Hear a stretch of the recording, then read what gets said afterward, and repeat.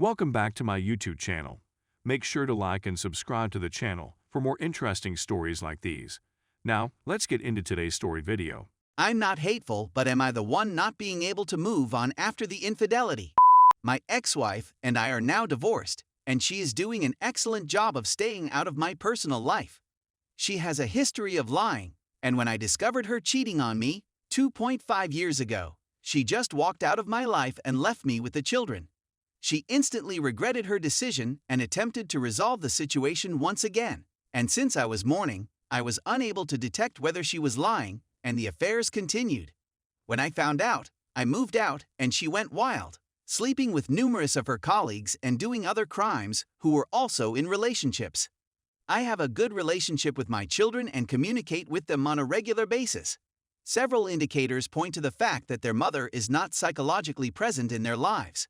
My ex-wife was told by me that she needs to prioritize the essentials, such as brushing her children's teeth, bathing them twice a week, participating in physical activity, and providing nutritious meals for her children. Because we don't live together, I don't get involved in parenting approaches with my partner. When I bring it up with her, since I have seen some neglect and have spoken to my children, she tells me that she is concentrating on the children and that she is done making bad decisions. The trouble is that I'm no longer able to tell what is true about her anymore. Unfortunately, trust has been destroyed, and I now feel as if I am intruding into her personal life by asking her questions. Because I'm making conclusions and interpreting things based on my prior experiences, when she informs me that things have changed, it makes my anxieties appear unnecessary and irrational. It's difficult for me to judge her sincerity since I don't communicate with her on a regular basis and I don't live with her. I wouldn't want her to offer me advice or tell me that my parenting style is improper. But then again, I haven't given her any reason to assume differently, and I have always been upfront with her about my intentions. I justify my anxiousness as a result of our history, but she refuses to let go of the past, despite the fact that I continually reminding her of her horrible judgments. She expressed regret, but her apology did not meet my expectations. Instead of receiving "I'm sorry for hurting you, and please let me know how I can make things right," I suppose I should have anticipated something like, "I'm sorry for what I did, and I'm going to leave you alone since that's what you wanted." The formalities for separating and divorcing were completed without a hitch. In response to my inquiry as to whether she wanted to end her marriage, she said, "It will happen anyway." I'm able to keep good terms with her, but I'm always talking about how she hurt me and how my post-traumatic stress disorder, PTSD, impacts me on a daily basis. She pays attention to what I'm saying, yet she becomes anxious when she hears these things. Because of a series of painful events in her life, I know she is virtually bankrupt. She had lost her religious belief as a result of those events. A new role has been created after being a stay-at-home mom. Her father has been diagnosed with cancer. She is heartbroken. Her adultery was the last straw for me. While she was cheating, she got acquainted with some nefarious folks who left a lasting impression on her. She is a solitary, lonely, and depressed woman. She is being crushed on a financial level. Is it possible that I am the one who is unwilling to move on after the infidelity? I am not aiding my ex in any manner, but I do want her to be stable since she is the mother of my children, and I want her to be stable. Is my empathy for her keeping me from making mental strides forward? Update 1. My ex and I are divorced, and I have 2 children who are 6.5 and 8 years old, respectively. The children's mother began having hundreds of affairs with colleagues and others on social media, which has unfortunately continued to this day. I moved out around 2 years ago. I couldn't bear the thought of being in that environment, so I left and filed for divorce. Despite the fact that they like spending time with me, my girls feel neglected when they are with their mother. Because their mother is preoccupied with other pursuits, seeking attention from numerous men, being involved in an adulterous relationship with another person. Well, it all happens at the same time, and she is a home wrecker. She is definitely not spending quality time with her daughters. She may be physically present in the household, but she does not become emotionally linked or available beyond completing the bare minimum necessary to converse with a human and say, "See, I talk to them." She is not emotionally accessible or connected to anybody else. Simply said, my girls are perceptive, and they are perplexed as to why I am not there with their mother at this time. It is their desire that we will be reunited, but it is clear that this will not be the case. Despite my repeated insistence that my cat needs her own area, it is evident that this strategy is no longer effective.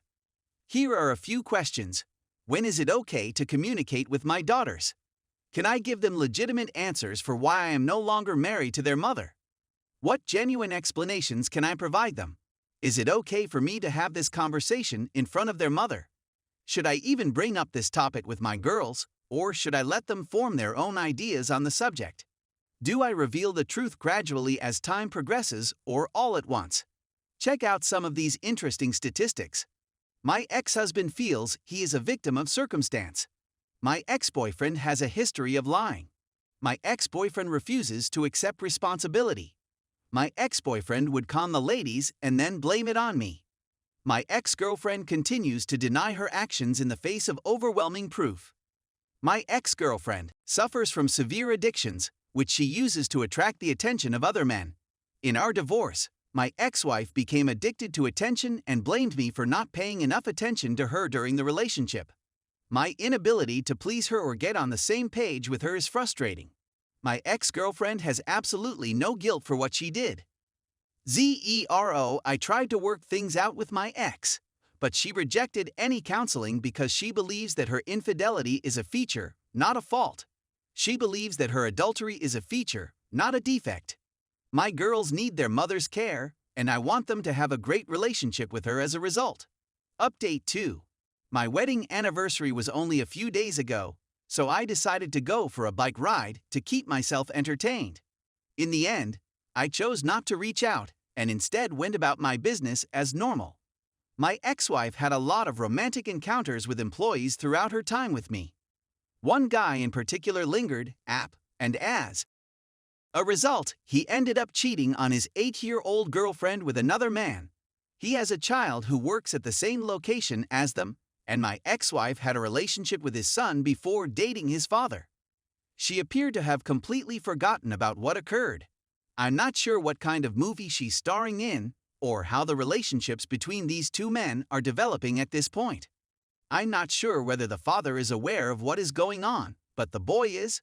My ex-wife pays a visit to AP house, his child lives with him, and dresses in very revealing clothing that leaves lots of room for wardrobe malfunctions. Obviously, I'm unsatisfied with the situation, and have no clue what my ex-boyfriend is thinking about the whole thing. The woman said that she was no longer like that. I'm not sleeping around and just seeing AP because his ex-girlfriend moved out, she added. Congratulations on being exclusive after knowingly engaging in a cheating situation and bashing another person into the ground, I said as I was making a reference to his ex-departure.